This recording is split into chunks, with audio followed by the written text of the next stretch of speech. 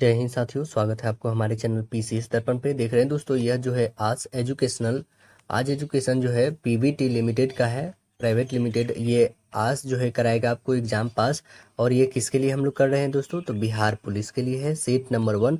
और ये किनके द्वारा तैयार किया गया है? तो देख सकते हैं, यह जो तैयार किया गया है SK झा सर जी के द्वारा तैयार किया गया है। ऑनलाइन टेस्ट जो होती है उनकी बिग बूस्टर ऐप पे उसकी है, ठीक है। तो देखिए, इनको कौन नहीं जानता है, नाम बताने की जरूरत है नहीं दोस्तों। तो इनकी द्वारा जो सेट प्रैक्टिस तैयार किया गया है बिहार पुलिस के लिए, वो हम लोग लगाने वाले हैं। तो चलिए हम लोग लगाते हैं और देखते हैं कि स्कोर क्या रहता है। टोटल आपको 100 MCQ मिलेंगे। तो चलिए हम लोग सॉल्व करते हैं और देखते हैं कि स्कोर क्या रहता है। अपना स्कोर कमेंट सेक्शन में जरूर बताइएगा। तो आइए हम लोग बनाते हैं। देखिए, जिसमें पहला क्वेश्चन कह रहा है कि आपका निम्नलिखित में से उस विकल्प का हमें चयन करना है जो अक्ल पर पत्थर पड़ने का मुहावरे का अर्थ को व्यक्त करता है। तो बताइए, निम्नलिखित में से उस विकल्प का चयन करें जो अक्ल पर पत्थर पड़ने का मुहावरे का अर्थ बताता है। बताइए क्या होगा इसका आंसर?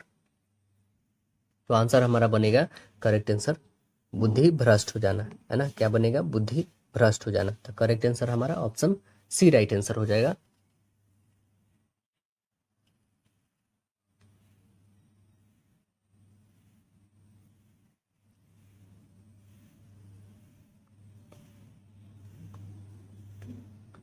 अगला प्रश्न देखेंगे हम लोग।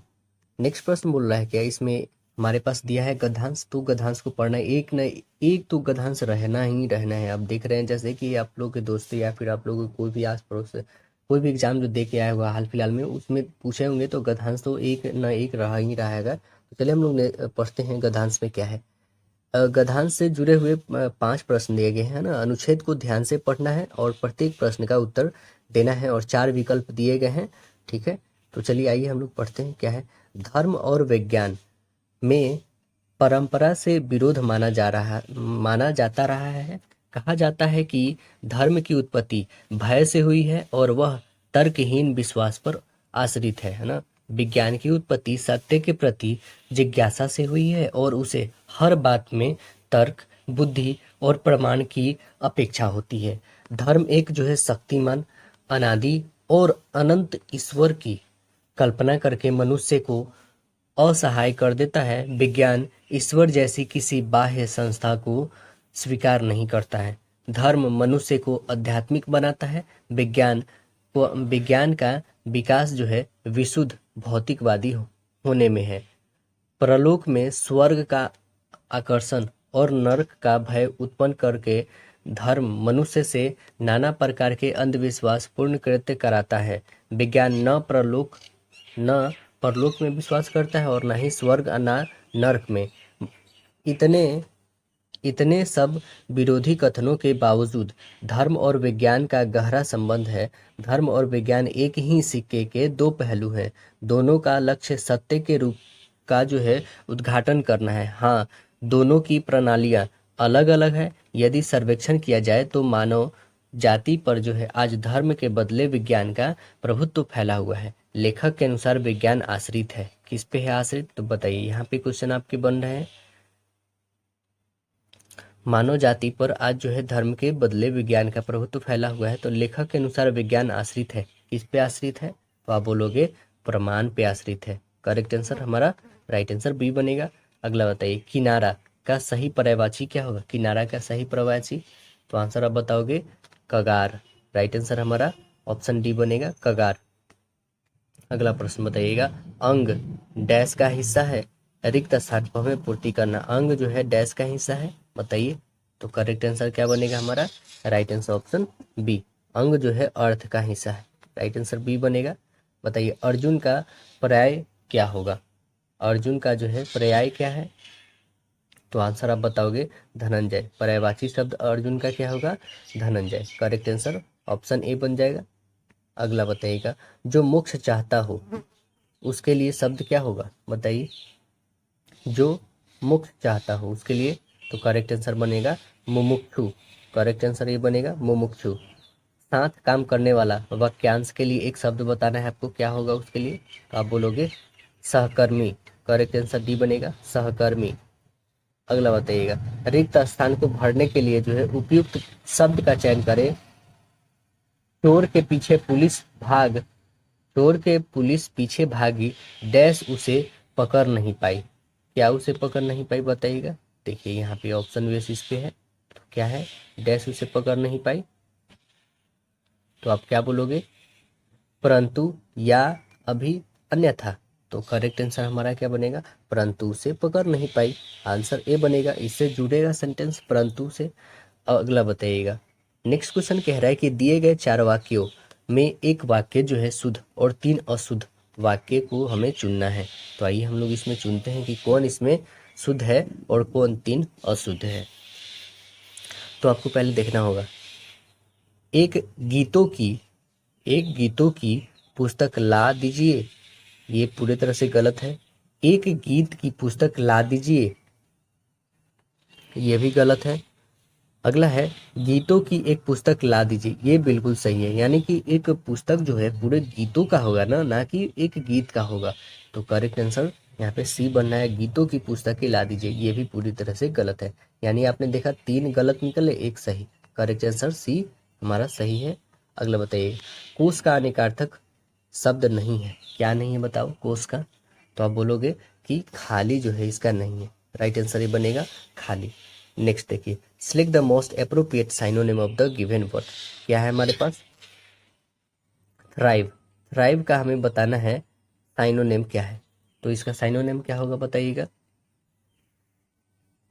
इसका मतलब होता है क्या है पहले बताओ। तो थ्राइव मतलब होता है फूलना, है ना। तो इसका आंसर क्या बन जाएगा हमारा, प्रॉस्पर। प्रॉस्पर मतलब भी होता है फूलना, है ना। तो करेक्ट आंसर हमारा ऑप्शन ए हो जाएगा। अगला प्रश्न देखिए, select the most appropriate word to fill in the blank. क्या है हमारे पास sentence, we need a dash leader for the nation in this troubled times. इसके लिए क्या बनेगा बताइएगा, गिफ्टेड, डायनेमिक, स्टर्डी या फिर हार्ड कोर। तो करेक्ट आंसर बताओगे आप, we needed a dynamic leader for the nation in this troubled times. Correct answer बनेगा ऑप्शन बी। नेक्स्ट देखिए, select the most appropriate meaning of the given item. देखो हमारे पास एक आइटम दिया है, इस आइटम का क्या नाम है, at one's wit end. At one's wit end, यहाँ पे कहने का मतलब क्या है, एट वंस वेट इंड का। तो आंसर बोलोगे इसका क्या बनेगा, करेक्ट आंसर बनेगा इसका right answer b, not knowing what to do. Correct answer बनेगा हमारा not knowing what to do, नहीं जानते हैं कि क्या करना है। करेक्ट आंसर हमारा ऑप्शन बी बनेगा। नेक्स्ट बताइएगा, select the most appropriate antonym of the given word. क्या है, सर्वाइवल। सर्वाइवल का हमें बताना है कि एंटोनिम क्या होगा। सर्वाइवल का एंटोनिम क्या होगा, सर्वाइवल यह जो होता है क्या होता है, विलुप्त होना, है ना। तो इसका क्या बनेगा, एक्सटिंक्शन। एक्सटिंक्शन मतलब भी होता है विलुप्त होना। तो करेक्ट आंसर हमारा क्या बनेगा, ये एंटोनिम बताना है। इसका मतलब होता है उत्तरजीवित और इसका मतलब होगा विलुप्त होना, है ना। तो करेक्ट आंसर हमारा राइट आंसर ऑप्शन डी बना। नेक्स्ट क्वेश्चन देखिएगा, बोल रहा है इसमें इंस्ट्रक्शन दिया हुआ, select the most appropriate option to substitute the underline या फिर bold segment in the given sentence. क्या है देखिए, spot the error in the sentence visitors. यहां से शुरू होता है हम लोग का, visitors were not permitted entering the park. तो आंसर क्या बनेगा बताइएगा। तो आंसर हमारा बनेगा correct answer option c, entering the park. Right answer क्या बनेगा, option c entering the park बनेगा। नेक्स्ट बताइएगा, नेक्स्ट हम लोग का क्वेश्चन आता है कि select the most appropriate option to given the given blank. क्या है हमारे पास, तो tables are usually made dash wood. बताओ क्या बनेगा यहाँ पे। तो आंसर आप बोलोगे कि जो टेबल बनी होती है यूजुअली किससे बनी होती है, लकड़ी से। किससे बनी होती है, से के लिए फॉर्म लगेगा। तो करेक्ट आंसर ए बनेगा, tables are usually made from wood. Next question देखिएगा, select the most appropriate meaning of the given item. क्या है, on could nine. On could nine, on could nine यहाँ पे कहने का मतलब क्या है, अत्यधिक प्रसन्न होना। तो आंसर क्या बनेगा, देखिए अत्यधिक प्रश्न का वेरी एंग्री तो होगा ना, वॉरिड होगा नहीं, फार होगा नहीं, आंसर क्या बन जाएगा, very happy. Correct answer option A होगा। नेक्स्ट बताइए, select the incorrectly spelled word. आइए देखते हैं हम लोग इनकरेक्टली इसमें कौन सा है। तो आप देखोगे इसमें इनकरेक्टली जो है ऑप्शन नंबर एसोसिएटेड यहाँ पे इनकरेक्टली है। करेक्ट आंसर हमारा क्या बना, ऑप्शन नंबर डी बना। अगला प्रश्न देखिएगा और बताइए, इसमें निम्नलिखित श्रृंखला को पूरा करने के लिए विकल्प का हमें पहचान करना है। 5, 8, 13, 20, 29, डॉट 53, 68, 85, बीच में जो आएगी वो हमें बतानी है कि क्या आएगी। तो देखिए यहाँ से 5 से 8 कितना बढ़ा 3, यहाँ से 8 से 13 कितना बढ़ा 5, और यहाँ से कितना बढ़ा 7, यहाँ से 9, तो यहाँ से स्वाभाविक बात है कि 11 बढ़ेगा, तो कितना हो जाएगा बताइए आप ही। तो इसमें 11 जोड़ दीजिए, तो 10, 3, 1, 4, कितना आ गया 40। आंसर देखो ऑप्शन नंबर ए बन रहा है। नेक्स्ट देखिए, नीचे दिए गए कथन है हमारे पास 2 कथन, तो आइए हम लोग दोनों कथनों को पढ़ते हैं, देखते हैं आंसर क्या बनना है। कह रहे क्या कि सभी कागज जो है किताबें हैं, ठीक है, सभी कागज हमारे पास किताबें हैं, सभी कागज किताबें हैं, ठीक है। कह रहा है सभी किताबें पपीता है, सभी किताबें क्या है, पपीता है। अब हमारे पास निष्कर्ष जो पूछा गया है उसके बारे में देखते हैं। कह रहा है क्या कि सभी कागज पपीता है, सभी कागज ये वाला पपीता है, बिल्कुल नहीं। क्या ये है, बिल्कुल हाँ या ना, ये सभी कागज किताब है और सभी किताब पे पपीते हैं, तो बिल्कुल ये हो सकते हैं ना। अब अगला प्रश्न देखिए, अगला है कि कुछ पपीते जो है कागज है, कुछ पपीते जो है कागज हैं, ये बिल्कुल हाँ है, यानी 1 और 2 दोनों आ रहा है, तो कौन सा आंसर बनेगा बताओ आप। तो हमारा राइट आंसर बनेगा ऑप्शन नंबर डी, दोनों निष्कर्ष 1 और 2 दोनों आ रहे हैं, करेक्ट आंसर डी बनेगा। अगला बताइएगा, दिए गए विकल्प में से विषम हमें संख्या को चयन करना है, कौन है इसमें विषम बताइए। आप देखिए यहाँ पे भी ये सम, ये भी सम, बट ये विषम, ये भी विषम। अब देखो ये तो 2 कंडीशन आ रहे हैं, और देखिए हाँ एक कंडीशन आ रही है, ये 13 के टेबल में है, 13 5 जा, ये भी 13 के टेबल में, ये भी 13 के टेबल, बट ये नहीं 13 के टेबल में आ रही है ना, 13 के टेबल में आप देखोगे तो 24 नहीं आ रही है, तो आंसर नंबर हमारा सी बनेगा, क्योंकि सब्जी से अलग आ रहे हैं, है ना। अगला बताइएगा, यहाँ पे 7 मित्र दिए गए हैं, OPQRST और U, है ना, एक पंक्ति में बैठकर मूवी देख रहे हैं। एस जो है किसी पंक्ति के अंतिम छोर पे बैठे, ठीक है, अंतिम छोर पे बैठा दीजिए इनको, कहीं भी इधर या उधर, चलो हमने बैठा दिया अंतिम छोर पे। कह रहा है कि क्यू जो है एस के दाईं ओर से दूसरे स्थान पे, दाईं ओर से दूसरे स्थान पे 1 और 2, दूसरे स्थान पे क्यू को बैठा दिए। कह रहा है कि ओ और क्यू के बीच में कौन बैठे, ओ और क्यू के बीच में पी बैठे, ओ और क्यू के बीच में पी बैठे हैं। तो चलो हम लोग पी को भी बैठाते, सपोज करो हमने पी को यहाँ बैठाया, तो स्वाभाविक बात है कि हमारे पास कहाँ पे ओ होगा, नहीं तो यहाँ पे हमें ओ पी यहाँ पे बैठाएंगे। कह रहा है कि ओ और क्यू के बीच में पी, ओ और क्यू, ओ और क्यू के बीच में पी, ऐसे होगा, ठीक है। और यू जो है किसी अंतिम छोर पे नहीं है, ठीक है, यू अंतिम छोर पे नहीं बैठाना है। आर जो है टी के बाईं ओर बैठा है, आर जो है टी के बाईं ओर बैठा है, आर जो है टी के बाईं ओर, ठीक है। यहाँ से एक और बनाते हैं हम लोग, कितने टोटल 7 मित्र हैं, 2 हो गए, 3 4 5 6 1 7, यहाँ पे हमने लास्ट में बैठाया एस को, इधर लास्ट बैठाते हैं। ये बोल रहा है कि इसके जस्ट दाहिनी ओर, तो ये होगा नहीं कंडीशन, इसके दाहिने ओर क्यू को बैठा है, और यहाँ से बोल रहा है ओ और क्यू के बीच में बैठे, ओ और क्यू के बीच में, ओ और क्यू के बीच में हम लोग बैठाते हैं पी को। तो बोल रहा है हमारे पास कि आर जो है टी के बाईं ओर, आर जो है टी के बाईं ओर, टी के बाईं ओर हमने इसको बैठा दिया, ओके।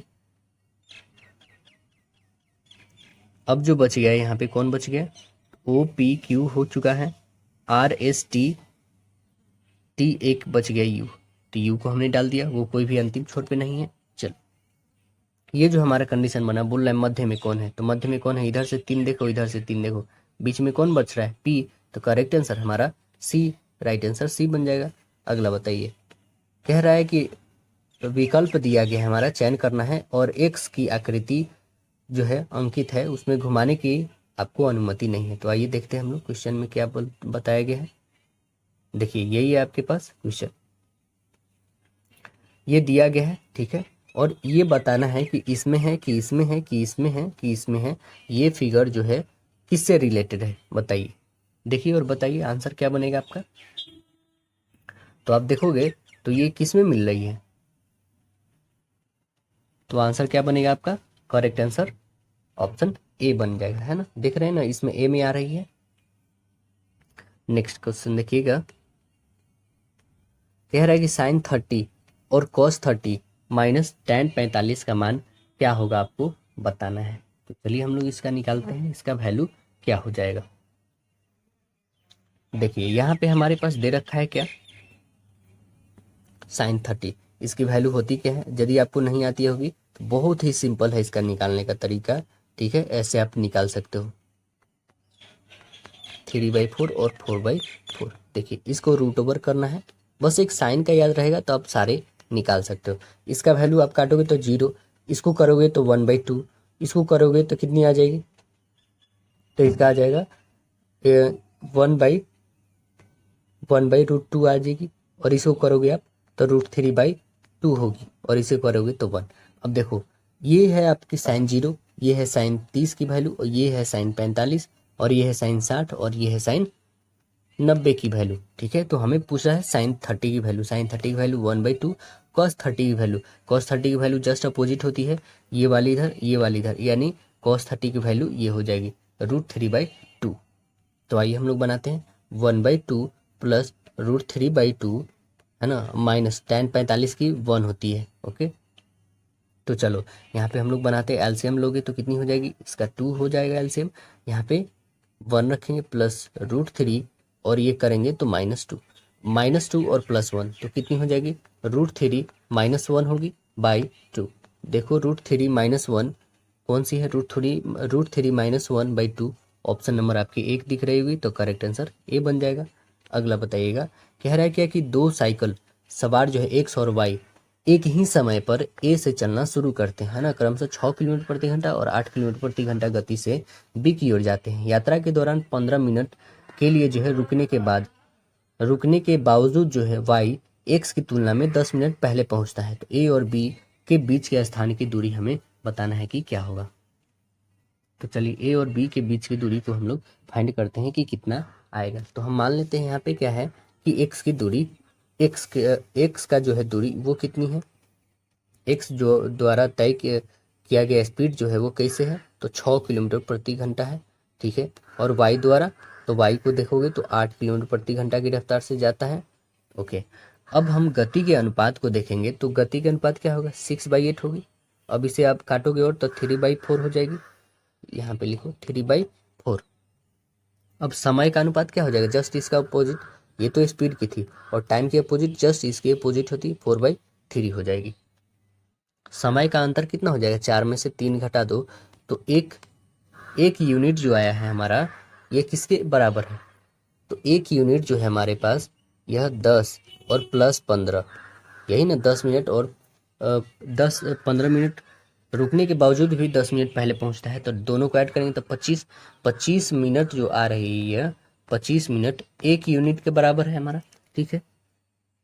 तो एक्स का टाइम कितना है, 4 है, क्योंकि हमने अभी 4/3 निकाला है, एक्स की वैल्यू 4 है, तो 4 से करोगे तो कितना, इसको लगेगा 100 मिनट, और वाई वाली को निकालोगे तो कितनी लगेगी, तो 25×3 = 75 मिनट, ठीक है। अब हमें एक्स की टाइम तो फाइंड हो गए, तो डिस्टेंस हम नहीं निकाल लेंगे यहाँ से, तो आइए हम लोग निकालते हैं।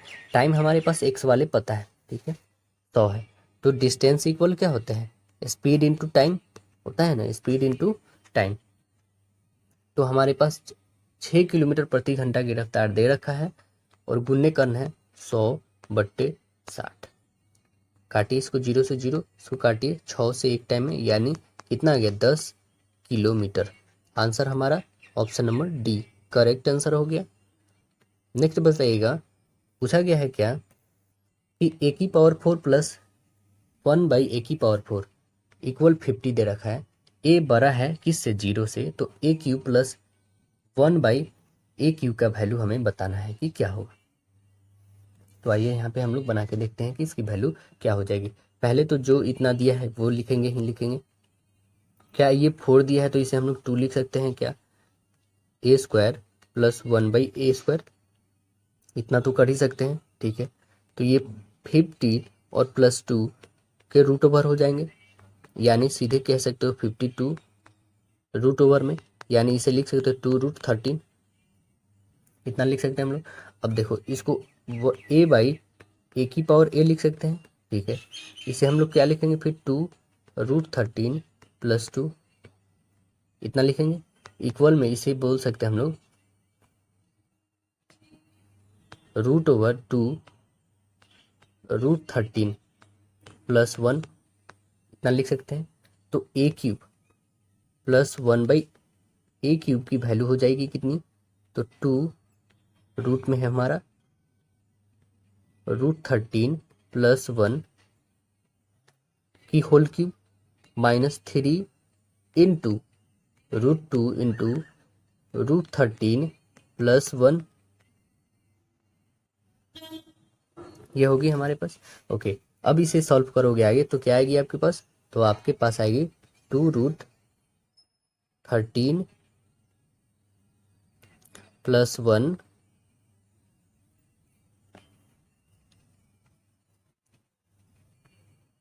2√13 प्लस 2 माइनस 3। इसे आगे नेक्स्ट सॉल्व करोगे आगे तो क्या आएंगे आपके पास, 1 प्लस √13 माइनस 1 प्लस 2√13। तो आप ये देखोगे तो आपके पास कौन सी आंसर आएगी, देखो तो आप देख रहे होंगे कि ये आपकी जो आंसर आ रही ये ऑप्शन नंबर सी फॉलो कर रही है, तो राइट आंसर हमारा ऑप्शन सी होगा। नेक्स्ट बताइएगा, कह रहा है कि 30 के पावर 5 गुने 24 के पावर 5 के गुणन में जो है अभाज्य गुणनखंडों की हमें संख्या बताना है। तो आइए हम लोग अभाज्य जो है गुणनखंडों की संख्या देख लेते हैं क्या हो जाएगी।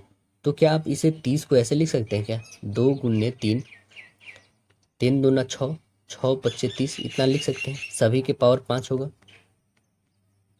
ठीक है। और गुन्ने ये 24 को हम लोग ऐसे लिख सकते हैं क्या, 2 गुने 3, कितनी हो जाएगी 6, बट यहाँ पे हम क्या करेंगे, इसको 15 टाइम ले लेंगे और इसे 5 टाइम लेंगे, तो यहाँ से हो सकती है क्योंकि ये 15 टाइम है और इसे करेंगे तो कितनी हो जाएगी 24। अब देखो इसे हम लोग ऐसे लिख सकते हैं 2 के पावर 20 और गुन्ने 3 के पावर 10 और गुन्ने 5 के पावर 5 लिख सकते हैं, ठीक है। सभी को ऐड करो, 20, 10 और 5 कितने हो जाएंगे, 20, 10, 30, 30 और 5 35। तो आंसर क्या बन जाएगा हमारा, सभी को इसी को ऐड न करना है, संख्याओं को जोड़ना है, तो आंसर बन रहा है हमारे पास राइट आंसर ऑप्शन डी 35। अगला प्रश्न है कि ए क्यू प्लस बी क्यू की वैल्यू दे रखा है 341 है ना, ए बी का वैल्यू 30, तो ए प्लस बी का वैल्यू हमें फाइंड करना है कि क्या हो। तो आपको फॉर्मूला पता होगा तो बहुत ही आसानी से आप बना दोगे। तो चलिए हम लोग बना के देखते हैं, ए प्लस बी इसका होता है फॉर्मूला, इसका बता रहे हैं a q plus b q का, a plus b into a square plus b square minus a b equal दे रखा है 341। तो चलिए ए प्लस बी की वैल्यू तो हमारे पास नहीं दे रखा है, इसको सेम रखेंगे ए प्लस बी की वैल्यू। अब ए स्क्वायर प्लस बी स्क्वायर इसकी भी वैल्यू नहीं दे रखा है, तो इसे भी रखते हैं हम लोग, इसे ए प्लस बी का होल स्क्वायर माइनस 2ab और माइनस ए बी लिख सकते हैं, इतना रख सकते हैं ना, क्योंकि घटाएंगे तो फिर से ए बी ही आ जाएगा हमारे पास, ठीक है। अब इसे इक्वल में हम लोग कितना लिखेंगे, 341 तो दिया ही है। चलिए फिर ए प्लस बी का whole square, okay, minus 3ab equal कितनी हो जाएगी 341 होगी। अब ए प्लस बी होगी जो हमारे पास ए प्लस बी की होल स्क्वायर। अब आपको पता है कि ए बी की वैल्यू कितनी है, तो ए बी की वैल्यू 30 है, 30 को 3 से गुना करोगे तो कितना 90 माइनस 90, ये हो जाएगी 341, इतनी होगी। तो हम यहाँ पे ए बी को एक्स ले लेते हैं, ओके, ए बी को जब x लोगे आप तो ये की क्या बन जाएगी, ये x, ये हो जाएगी x और इनटू x यहाँ पे जो है हमारे पास ये बन जाएगी, ये भी x हो जाएगी तो x स्क्वायर हो जाएगी और ये 90 है ना, ये 341। तो हमारे पास इक्वेशन क्या निकल लेंगे, ये निकलेंगे एक्स क्यूब माइनस 90x और इधर से 341 था, इसको बुला लो 341 इक्वल 0। अब आपको फैक्टराइज करने आता होगा, वो बहुत ही आसानी से आप कर लोगे। तो निकालोगे तो इसका पता है क्या निकलेगा, x माइनस 11 है ना, और एक निकलेगा x square plus 11x plus 31 equal 0। यानी एक तो आएगा x की वैल्यू 11 आएगी, x की वैल्यू 11 जो हमने क्या माना था कि एक a प्लस बी की वैल्यू 11 है, तो हमें फाइंड क्या करना है, प्लस बी की ही वैल्यू। तो आंसर क्या आ गया, करेक्ट आंसर ऑप्शन डी आ गया। नेक्स्ट बताइएगा, ए बी और सी एक साथ कार्य 45 दिनों में पूरा कर सकते हैं। यदि ए और बी कार्य को करते हैं और उन्हें कार्य करने में 54 दिन लगने थे, यदि बी और सी उसी कार्य को पूरा करने में 90 दिन लगाते हैं तो बी ने अकेले कार्य को पूरा करने में कितने समय लगाया, ये हमें बताना है। तो चलिए इसे बना के देखते हैं क्या आ रहा है आंसर। पहले तो हम तीनों का निकाल लेते हैं, ए प्लस बी प्लस सी, इस तीनों का निकालोगे तो ये कितने दिनों में कर रहे हैं, 45 डेज में।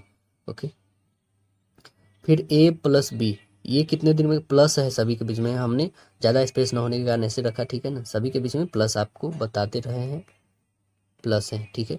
अब नेक्स्ट जो बचा है बी एंड सी, इस दोनों के बीच में प्लस, ये जो है आपको 54 दिनों में कर रहा है और ये कितने दिनों में, 90 डे में।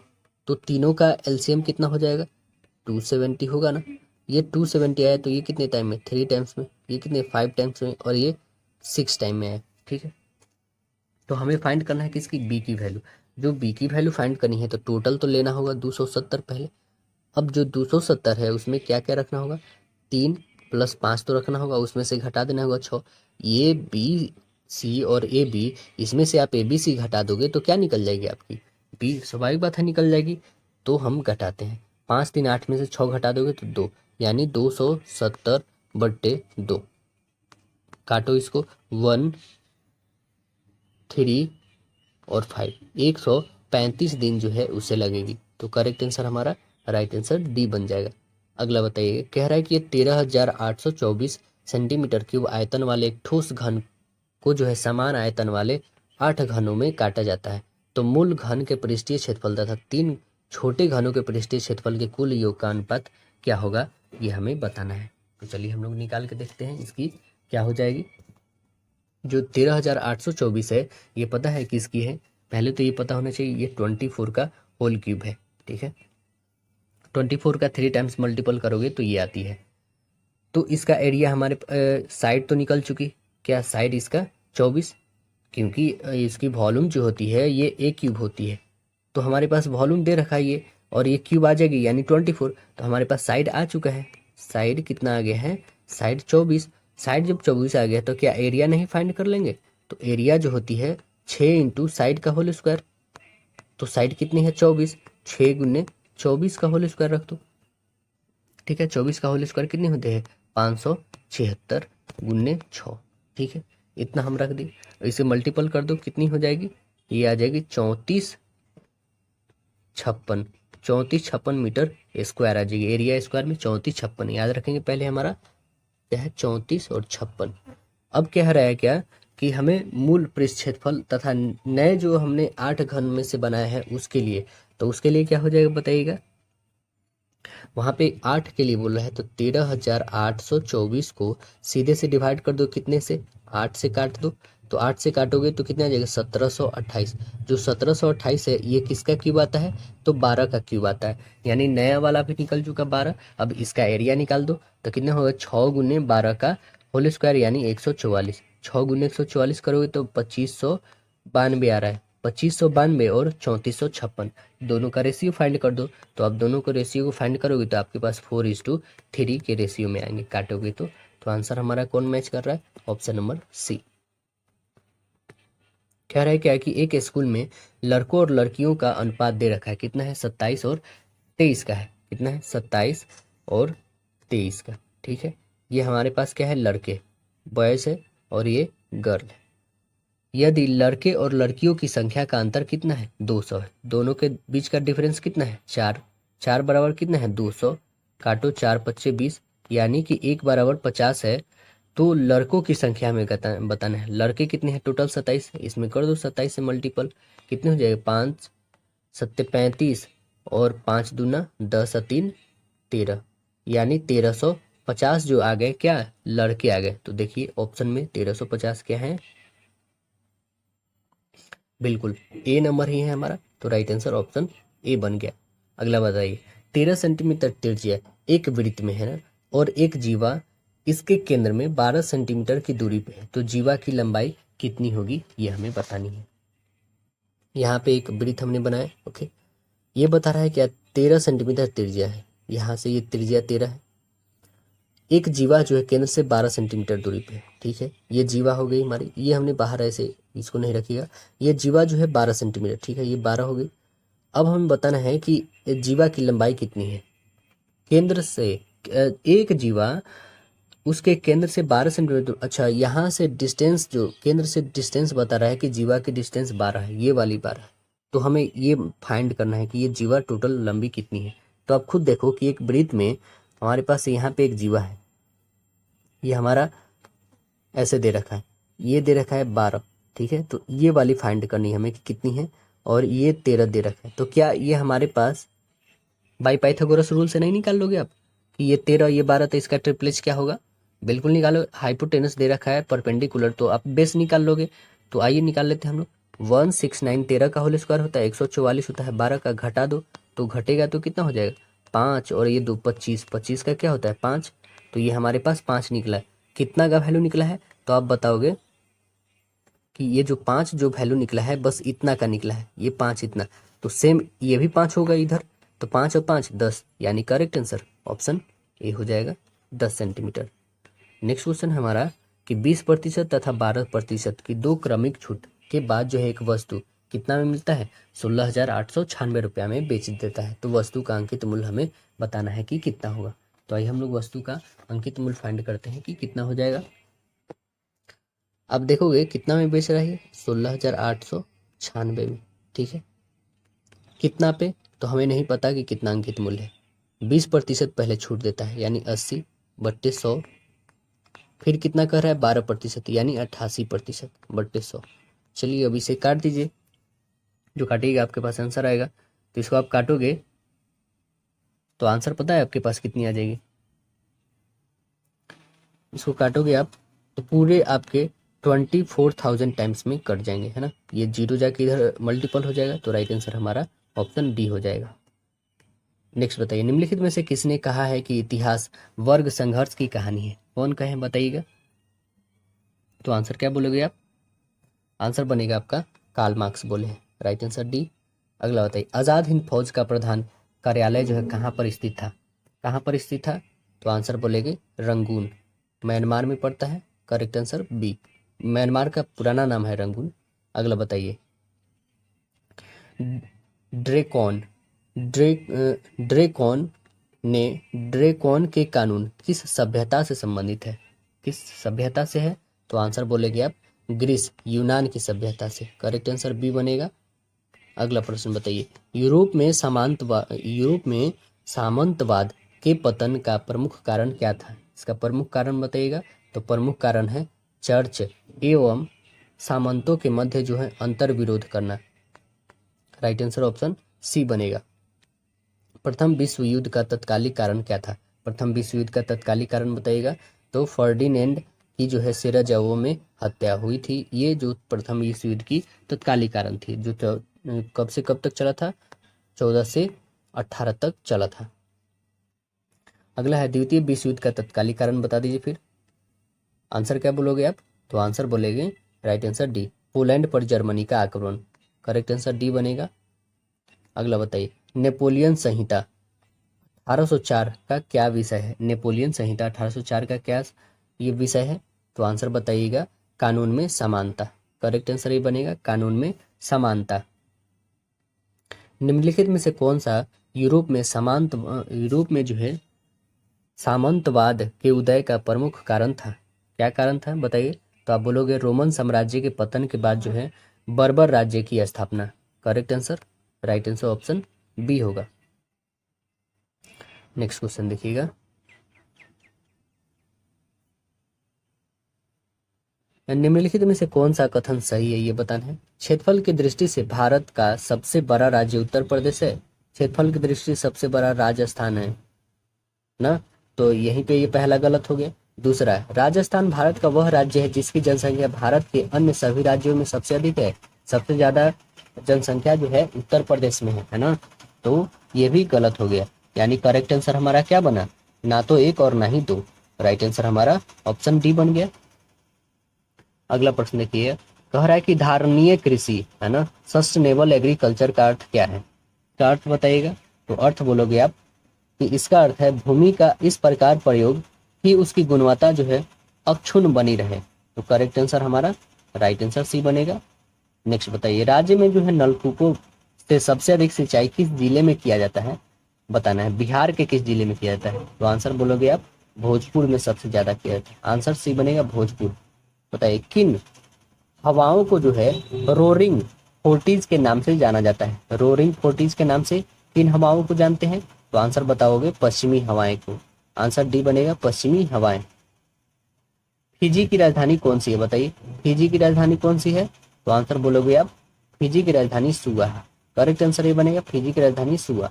यूक्रेन निम्नलिखित में से किस सागर की सीमा को स्पर्श करती है। यूक्रेन जो है किस सागर की सीमा को स्पर्श करती है। तो आंसर बनेगा हमारा करेक्ट आंसर बी होगा। यहाँ पे काला सागर को स्पर्श करती है। अगला प्रश्न देखेंगे हम लोग। तो नेक्स्ट प्रश्न क्या है कि राज्य कार्यकारिणी के संबंध में निम्नलिखित में से कौन सा कथन सही है या सत्य है। तो देखिए पहला क्या है, कह रहा है क्या कि भारतीय संविधान के अनुच्छेद 152 में वर्णित जब तक किसी संदर्भ में आवश्यक न हो अभिव्यक्ति राज्य में जम्मू कश्मीर शामिल नहीं है। तो हमें इसमें बताना है करेक्ट कौन है वो बताना है, ठीक है। तो ये बात सत्य है। दूसरा देखिए, 7वें संविधान संशोधन अधिनियम ने एक ही व्यक्ति को 2 या 2 से अधिक राज्यों के राज्यपाल के रूप में नियुक्त करने का प्रावधान किया है। ये भी बात सत्य है। सर्वोच्च न्यायालय ने स्पष्ट रूप से उल्लेखित किया है कि राज्यपाल का कार्यकाल जो है केंद्र सरकार के नियंत्रण में है। ये बिल्कुल असत्य है। यानी करेक्ट आंसर हमारा ऑप्शन ए बन रहा है। एक और बी दोनों करेक्ट है। नेक्स्ट बताइएगा, कह रहा है लोकतांत्रिक केंद्रीकरण किसके महत्वपूर्ण विशेषता है। किसका महत्वपूर्ण विशेषता है। तो आंसर आप बताओगे समाजवादी राज्य का। आंसर बनेगा सी। भारत के प्रधानमंत्री की नियुक्ति के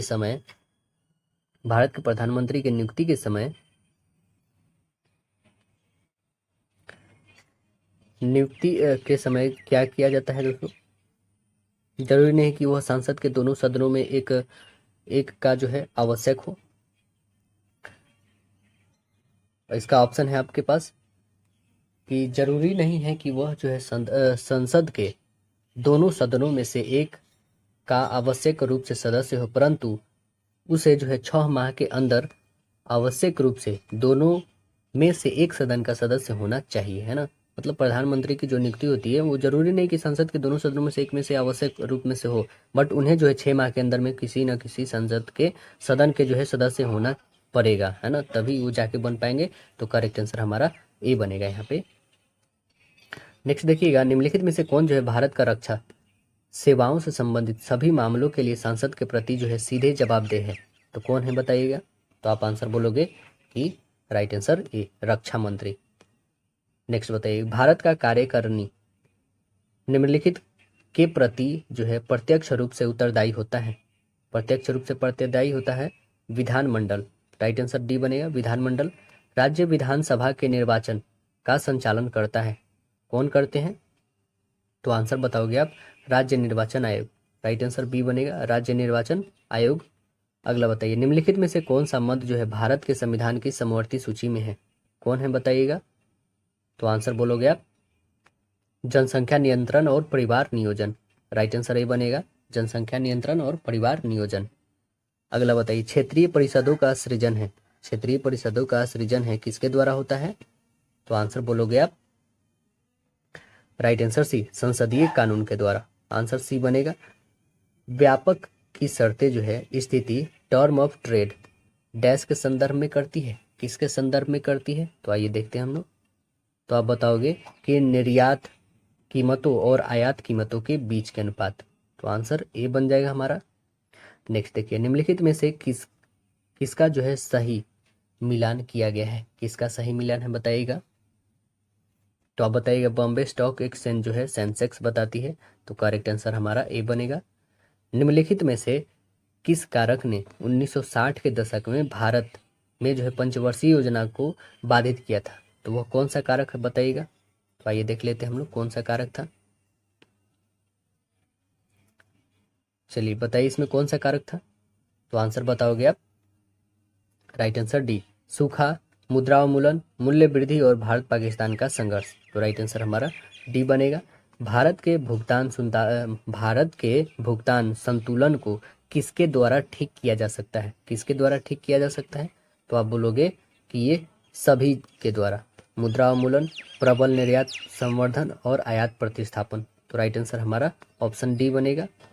नेक्स्ट देखिएगा, डैश उधार को छोड़कर सरकार के कुल व्यय और उसकी कुल प्राप्ति के बीच का अंतर होता है, कितना होता है? तो आप बोलोगे राजकोषीय घाटा कहलाता है वो। आंसर बनेगा ए। उत्पादन के 3 स्तंभ क्या क्या हैं बताइए। उत्पादन के 3 स्तंभ क्या क्या है? तो आंसर बोलोगे आप, भूमि है, श्रम है और पूंजी है। राइट आंसर बी बनेगा। नेक्स्ट देखिए, कह रहा है गहन कृषि जिला जो है कार्यक्रम IADP कब शुरू किया गया था? तो आंसर बोलोगे आप, राइट आंसर है 1960 से 61 में शुरू किया गया था। निम्नलिखित में से किस भौतिक मात्रा का आयाम जो है समान होता है? किसका समान होता है बताइए। तो आप बोलोगे कार्य ऊर्जा और बल आघूर्ण का। राइट आंसर ऑप्शन डी बनेगा। अगला बताइए, 500 हर्ट्ज आवृत्ति के स्रोत जो है 0.4 मीटर तरंग दैर्घ्य की तरंगे उत्सर्जित करते हैं, तो तरंग का 600 मीटर की दूरी तय करने में कितना समय लगेगा? कितना समय लगेगा बताइए। तो आंसर आप बताओगे 3 सेकंड लगेगा। कितने सेकंड लगेंगे? 3 सेकंड। नेक्स्ट बताइए, निम्नलिखित में से कौन सी ऊष्माक्षेपी जो है प्रतिक्रिया की विशेषता है? ऊष्माक्षेपी बताना है। तो आंसर बोलेंगे ऊष्मा का उत्सर्जन। राइट आंसर ऑप्शन ए बनेगा। ऊष्माक्षेपी जो है ऊष्मा का उत्सर्जन। प्रकाशिकीय जो है प्रकाशिकी में जो है उच्च अपवर्तक सूचकांक के साथ एक वस्तु को क्या कहा जाता है? वस्तु को क्या कहा जाता है? तो आंसर बोलोगे आप, अपवर्तक सूचकांक कहते हैं। करेक्ट आंसर बी बनेगा, अपवर्तक सूचकांक कहते हैं। नेक्स्ट बताइए, निम्नलिखित में से कौन सी यांत्रिक तरंगे हैं? यांत्रिक तरंगे कौन है बताओ। तो यांत्रिक तरंगे आप बोलोगे कि राइट आंसर डी है, ध्वनि तरंगे यांत्रिक तरंगे है। क्या है? ध्वनि तरंगे जो है यांत्रिक तरंगे है। बताइए, 2 पिंड ए और बी समान वेग से गति कर रहे हैं, पिंड बी का द्रव्यमान पिंड ए के द्रव्यमान से दुगुना है। इस संदर्भ में निम्नलिखित कथनों में से कौन सा एक सही है, आपको बताना है। तो आइए हम लोग देख लेते हैं कौन सा इसमें कथन सही है। तो देखो इसमें कौन सी कथन सही आ रही है। बी का संवेग ए के संवेग के दुगुना होगा, बात सत्य है। तो करेक्ट आंसर हमारा ए ही बन गया यहाँ पे। नेक्स्ट बताइए, कह रहा है कि यदि किसी वस्तु का अवतल दर्पण की वक्रता केंद्र पर रखा जाता है तो उसका प्रतिबिंब कैसा बनेगा? तो उसका प्रतिबिंब कैसा बनेगा? वास्तविक और समान आकार का बनेगा। राइट आंसर बी बन जाएगा। नेक्स्ट बताइए, कह रहा है कि निम्नलिखित में से कौन सा नियम जो विद्युत धारा के ऊष्मीय प्रभाव से संबंधित है? ऊष्मीय प्रभाव से कौन संबंधित है बताइए। तो आंसर बोलोगे जूल का नियम। राइट आंसर ऑप्शन ए बनेगा, जूल का नियम। अगला क्वेश्चन देखिएगा, कह रहा है क्या कि एक तत्व के आइसोटोप्स की द्रव्यमान संख्या दी है 298, यदि उसके नाभिक का दिया है कितना 196 न्यूट्रॉन, तो आपको बताना है क्या कि परमाणु संख्या कितनी है। तो आइए हम लोग बना के देख लेते हैं। एक आइसोटोप्स है, उसकी द्रव्यमान कितना है, एक एक्स है सपोज कर लो, तो इसकी द्रव्यमान है 298 है और इसकी न्यूट्रॉन 196 है। तो आप क्या करेंगे, इसमें से इसको घटा लो तो आपकी परमाणु संख्या फाइंड हो जाएगी। तो घटाओगे तो कितनी आ जाएगी, घटा लो यहाँ पे 2 वाली बस देखो लास्ट में कौन है, तो एक बस बी ही ऑप्शन है, तो राइट आंसर ऑप्शन का बी बन जाएगा 102। नेक्स्ट देखिए, कह रहा है कि नेटेलाइट डैश का मिश्रण है। बताइए नेटेलाइट जो है किसका मिश्रण है? तो आप बोलोगे यह जो है ईथर और एल्कोहल का है। राइट आंसर बनेगा डी। अब बताओ P6O2 और 4HCl ये जो बना रहा है क्या, PbCl2 और 2H2O प्लस Cl। यहाँ पे बताना है Cl में जो है ऑक्सीकृत होने वाला पदार्थ कौन है, इसमें जो है ऑक्सीकृत होने वाला पदार्थ कौन है, तो आप क्या बोलोगे इसमें, तो ऑक्सीकृत इसमें जो हो रही है वो कौन हो रही है, तो आंसर बोलोगे आप कि हाइड्रोक्लोरिक अम्ल। कौन है, HCl जो है हमारी क्या हो रही है, ऑक्सीकृत हो रही है ना, देख रहे हैं ना, टूट जा रही है यहाँ से HCl, Cl अलग हो रही है, H अलग हो रही है, तो आंसर बनेगा हमारा राइट आंसर ऑप्शन सी हो जाएगा। नेक्स्ट बताइएगा, कह रहा है कैल्शियम हाइड्रोक्साइड निम्नलिखित में से किसमें अघुलनशील होता है, किसमें अघुलनशील होता है, तो आंसर बोलेंगे आप ए और बी दोनों, पानी और अल्कोहल दोनों में होती है, तो राइट आंसर ऑप्शन डी बनेगा हमारा। नेक्स्ट है हाइड्रोजन के समस्थानिक ड्यूटेरियम में डैश होते हैं, बताइए हाइड्रोजन के जो समस्थानिक है ड्यूटेरियम उसमें क्या होते हैं, तो आंसर आप बताओगे कि इसमें एक प्रोटॉन और एक न्यूट्रॉन होते हैं, आंसर बनेगा right answer option b correct answer हो जाएगा यहाँ पे। अगला प्रश्न है यकृत के संबंध में निम्नलिखित में से कौन सा कथन सही नहीं है, तो आइए हम लोग पढ़ के देखते हैं कौन सा कथन सत्य नहीं है। देखिए यह पीत रस को जो है स्रावित करता है जो पित्ताशय नामक थैली में जमा होता है, बात सत्य है। यह शरीर की सबसे बड़ी ग्रंथि, यह भी सत्य है। यह उदर की ऊपरी भाग में बाईं ओर स्थित है, बिल्कुल गलत है। यह लाल भूरे रंग की एक ग्रंथि, यह भी सत्य है, यानी करेक्ट आंसर हमारा राइट आंसर सी बन गया। अगला बताइए, कह रहा है कि परागण क्या होता है, बताना है आपको परागण क्या होता है, तो चलिए हम लोग देखते हैं परागण होता क्या है। ऑप्शन है आपके सामने, परागण होता क्या है। परागण जो होता है यह पराग कोशों से वर्तिकाग्र की ओर जो है पराग कणों का हस्तांतरण होता है, करेक्ट आंसर ए बनेगा। हेमोग्लोबिन की जो है अधिकतम बंधुता होती है, किसके लिए होती है बताइए, हेमोग्लोबिन की जो है अधिकतम बंधुता किसके लिए होती है, तो आंसर बोलोगे आप कि कार्बन मोनोऑक्साइड के लिए, कार्बन मोनोऑक्साइड के लिए, तो आंसर बनेगा राइट आंसर सी। नेक्स्ट देखिए, कह रहा है संरचना के कौन से युग्म जो है प्रायः पादप और जंतु दोनों कोशिकाओं में पाए जाते हैं, तो आंसर क्या बताइएगा आप, करेक्ट आंसर ऑप्शन सी अंतर्द्रव्यीय जालिका और कोशिका कला, करेक्ट आंसर ऑप्शन सी बनेगा। अगला क्वेश्चन है टिश्यू क्या है, उत्तक क्या है दोस्तों, बताइए उत्तक क्या है। वे कोशिकाएं जो मूल रूप से समान होती है परंतु देखने और कार्य करने में विभिन्न होती हैं, बिल्कुल नहीं। वे कोशिकाएं जो मूल रूप से विभिन्न होती हैं परंतु देखने में कार्य में समान होती है, बिल्कुल नहीं। वे कोशिकाएं जो मूल रूप से देखने और कार्य करने में विभिन्न होती हैं, ये भी नहीं। वे कोशिकाएं जो मूल रूप से देखने में और कार्य करने में समान होती है, ये बिल्कुल सत्य है, यानी करेक्ट आंसर हमारा राइट आंसर डी आ गया। नेक्स्ट क्वेश्चन देखिएगा, नेक्स्ट बोल रहा है कि RNA के मामले में एक जो है न्यूक्लियोटाइड में डैश होता है, एक न्यूक्लियोटाइड में क्या होता है, तो एक न्यूक्लियोटाइड में आप बोलोगे ये सभी होता है, नाइट्रोजन बेस होता है ना, राइबोज होता है और फ्रक्टोज का समूह होता है, तो करेक्ट आंसर डी बनेगा। निम्नलिखित पादपों में से किसका संग्रह अंग जो है तना नहीं है, बताना है आपको, तना नहीं है, गन्ना का तना है, अदरक का भी, आलू का, बट शकरकंद का नहीं है, तो आंसर बनेगा डी। नेक्स्ट बताइए, मानव रक्त जो है प्लेटलेट्स डैश छोड़ते हैं जो रक्त के थक्के बनाने में मदद करते हैं, क्लॉटिंग करने में मदद करते हैं, तो आप आंसर क्या बताओगे, correct answer right answer option A होगा। प्रोथ्रोम्बिन जो है यह क्या करते हैं, प्लेटलेट्स को छोड़ते हैं जो रक्त के थक्का बनाने में मदद करते हैं, तो आंसर क्या बनेगा, राइट आंसर ऑप्शन ए होगा। अगला बताइए, ट्विन जो है पैराडॉक्स डैश के साथ संबंध है, ट्विन पैराडॉक्स किसके साथ संबंध है, तो आंसर आप बोलोगे सापेक्षता के सिद्धांत से, करेक्ट आंसर ऑप्शन सी बनेगा, सापेक्षता के सिद्धांत। नेक्स्ट देखिए, दांत जो है दंत एनामेल निम्नलिखित में से किससे बना होता है, यह कैल्शियम फॉस्फेट से बना होता है, आंसर सी बनेगा। COPD से पीड़ित रोगी के लिए सी का अर्थ क्या होता है, आपको बताना है सी का अर्थ होता क्या है, तो आप क्या बोलोगे, तो सी का अर्थ जो होता है यह होता है क्रोनिक, क्या होता है क्रोनिक, राइट आंसर डी बनेगा क्रोनिक।